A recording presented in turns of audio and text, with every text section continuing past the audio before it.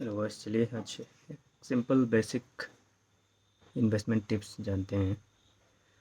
तो आज जैसे कि 30 तारीख है और 2 दिन में सबकी सैलरी भी आएगी। फिर आप अपने सैलरी के साथ क्या करते हो वो मैटर करता है। जैसे कि इन्वेस्टिंग, कोई ईएमआई पे करेंगे, तो सबका अपना अपना कंसेप्ट है। तो मैं जस्ट सिंपल टिप्स बताऊंगा यहाँ पे। जैसे कि सैलरी आई उस पर आप किस तरह से इन्वेस्टिंग करना है।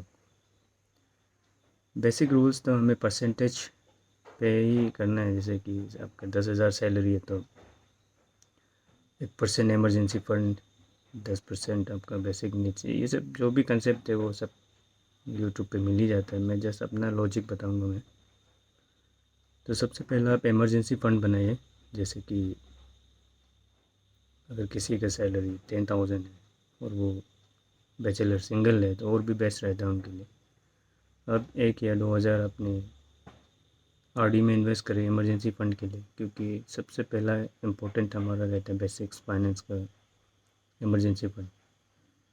क्योंकि अब बिना इमरजेंसी फ़ंड के आप कहीं भी इन्वेस्ट करिए कोई फ़ायदा नहीं है। क्योंकि अब बाद में इमरजेंसी के नाम में वो सेविंग्स को आप निकाल ही लोगे।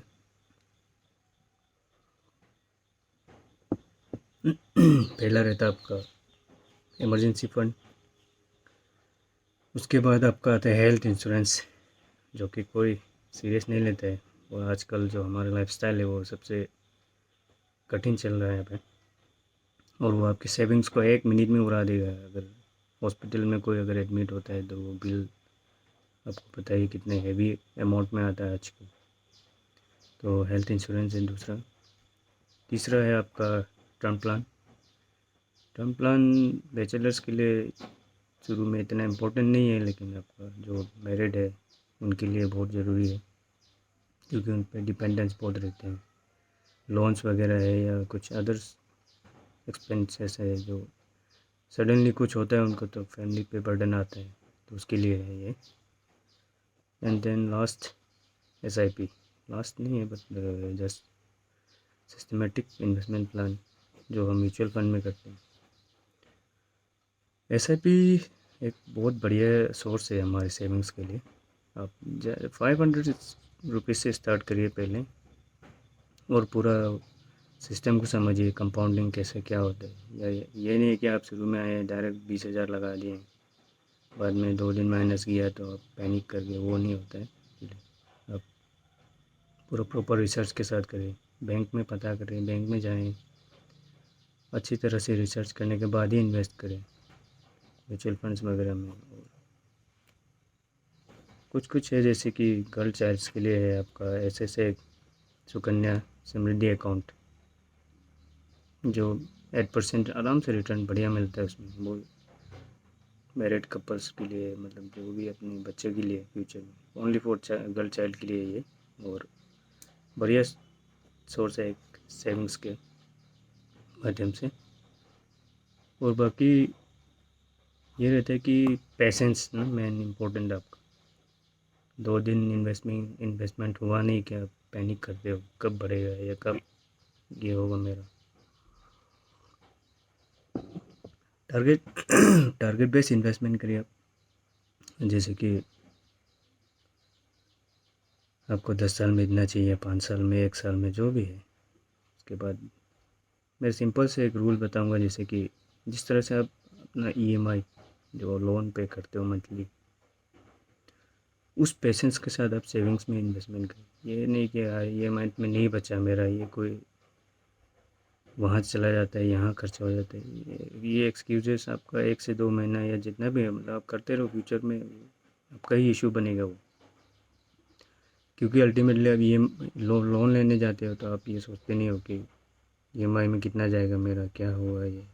अब उसके लिए तो आप किसी भी हालत में बचा लोगे, लेकिन सेविंग्स के मामले में तो सीरियस हो जाइए प्लीज़। जैसे कि शुरुआत करिए, आप इन्वेस्ट करिए, आरडी में इन्वेस्ट करिए, एफडी में अगर है तो एफडी करिए, सुकन्या समृद्धि है, बहुत सारा सोर्सेस है। बेसिक 500 1,000 से शुरू करिए, एक हैबिट बिल्ड करिए। अब ये नहीं कि आप मंथली आपके पॉकेट में कुछ नहीं बचा रहा है, आप सेविंग्स में डाल रहे हो, इन्वेस्टमेंट कर रहे हो, क्योंकि वो फ़ायदा नहीं है, वो अल्टीमेटली आप वापस निकाल ही लोगे उसको। तो थोड़ा सीरियसली करिए इन्वेस्टिंग के बाद। जिस तरह से आपका सैलरी या इनकम, सैलरी बोल के नहीं है, आपके जितने जो भी इनकम सोर्स है, जिस बेसिस में आपका आता है उस बेसिस में आप इंक्रीज करते रहिए आप। और ये एक गलत कंसेप्ट बना है कि सेविंग्स के लिए पैसा नहीं बचता है, ये उधार लेना है, हर चीज़ के लिए सोल्यूशन है।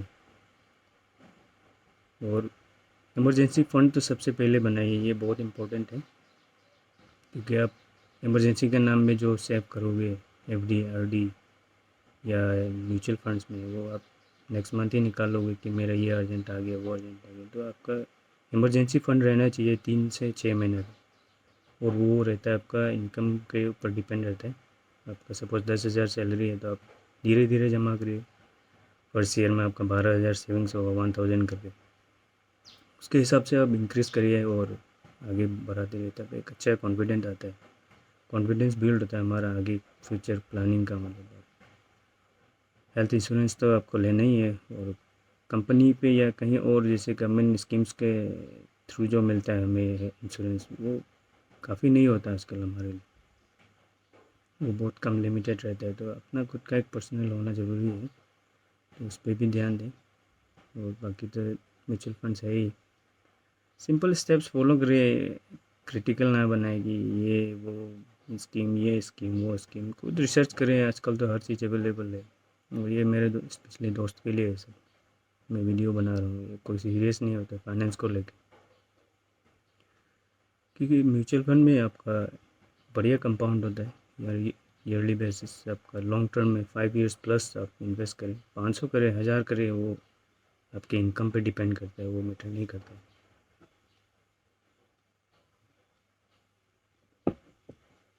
उसके बाद पीपीएफ को मैं सपोर्ट नहीं करूँगा, पीपीएफ मैंने किया है, वो कुछ खास नहीं लगा हमको, 7% है, वो आरडी में जितना मिलता है वही है, तो उससे बेटर आप हेल्थ इंश्योरेंस पे फोकस करें पहले, इमरजेंसी के बाद टर्म प्लान आप एक में अगर मेरिड है तो फिर फोकस करना जो बहुत ज़रूरी है वो आपके लिए। और जो सिंगल है वो उनके लिए तो कुछ नहीं है, आप स्टार्टिंग में बेसिक इमरजेंसी फ़ंड करिए, हेल्थ इंश्योरेंस और एसआईपी पे फोकस करिए। और साथ ही साथ ऐसा नहीं है कि सब सेविंग्स में चले जाना चाहिए, लाइफ को एंजॉय करने के लिए कुछ बचा के भी रखिए।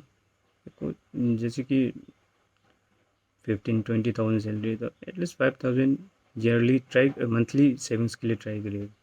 तो मंथली आपको 5,000, ईयरली 60,000 है, आपको पता ही नहीं चलेगा दिसंबर में कब कब आपके पास 60,000, वो आपका कैपिटल है, प्लस सब कुछ इंटरेस्ट वगैरह मिलेगा, और वो तो अच्छा लगेगा आपको, एक हैबिट्स बनेगा।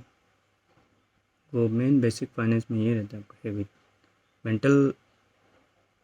मेंटली प्रिपेयर्ड होना पड़ेगा उस चीज़ के लिए। ई एम आई तो हम बिंदास है, चलो महीने का 12-20 हज़ार ही जा रहा है, क्या जा रहा है।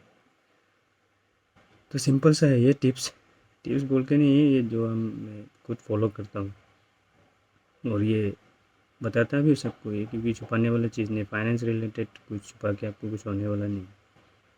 आप कितना सेव करें वो आप पे डिपेंड करता है, ये नहीं कि आपने किसी को देखा 20,000 का आरडी किया, आपका सैलरी 20,000 है, आप आरडी में 20,000 डाल दिए, वो तो कंसेप्ट नहीं होगा। वो अपने रूल के हिसाब से अपनी सैलरी इनकम पे डिपेंड करता है आपका।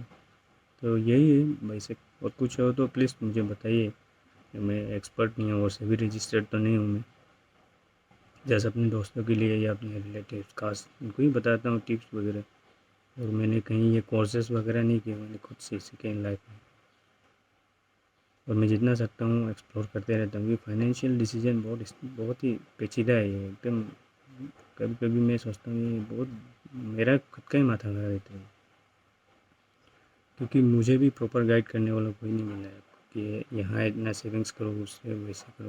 मैंने खुद से किया और मज़ा आता है इसमें। ये चीज़ को मैं फ्यूचर में और प्रॉब्लम फेस नहीं करना चाहता हूँ फाइनेंस के अंदर। तो वही है बेसिक।